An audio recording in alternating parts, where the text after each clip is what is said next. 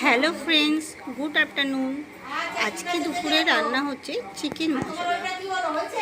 আমরা প্রথমে 2 KG chicken নিয়েছি।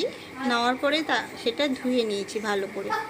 ধুয়ে নেওয়ার পরে তার মধ্যে পরিমাণ মতো আদা বাটা, রসুন বাটা, টক দই, হলুদ গুঁড়ো, কাশ্মীরি লঙ্কার গুঁড়ো, গোলমরিচের গুঁড়ো, ধনিয়া গুঁড়ো, গরম মশলা গুঁড়ো এবং পরিমাণ মতন লবণ দিয়ে ভালো করে মেখে নিয়েছি।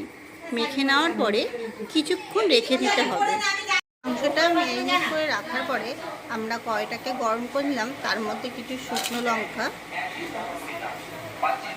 জিরের গুঁড়ো, গোটা গরম মশলার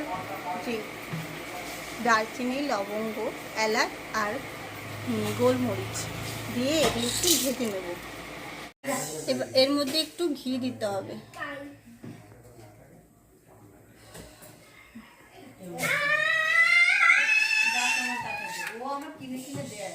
তারপরে এই কোচানো পেঁয়াজগুলো দিয়ে দিলাম। 2 মিনিট নেড়ে চেড়ে নিতে হবে। এবার কুচানো কিছু টমেটো দিয়ে দিলাম। এটাকে 3 মিনিট ভেজে নিতে হবে। এটাকে ঠান্ডা করে নিয়ে তারপরে মিক্সিতে মিক্স করে নিতে হবে।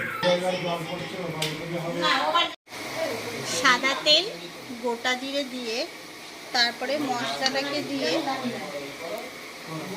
ব্লেন্ড করা মশলাটা দিয়ে 5 থেকে 7 মিনিট কষিয়ে নিতে হবে। মশলাটা কষিয়ে নিলাম, তেল ছাড়তে শুরু করেছে। এবার মেখে রাখা মাংসটা এর মধ্যে দিয়ে দেব।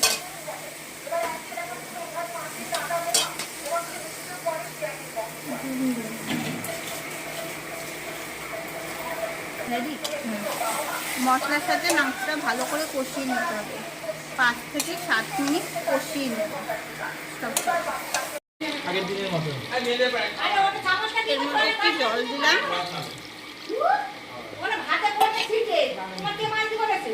জল দেওয়ার পরে ভালো করে কষিয়ে নিতে হবে। রোস্টেড করা কাশ্মীরি মেথি এর উপর দিয়ে ছড়িয়ে দেব।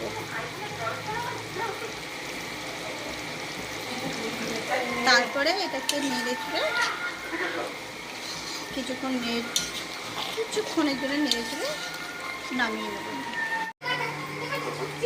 আমাদের চিকেন মশলা রেডি।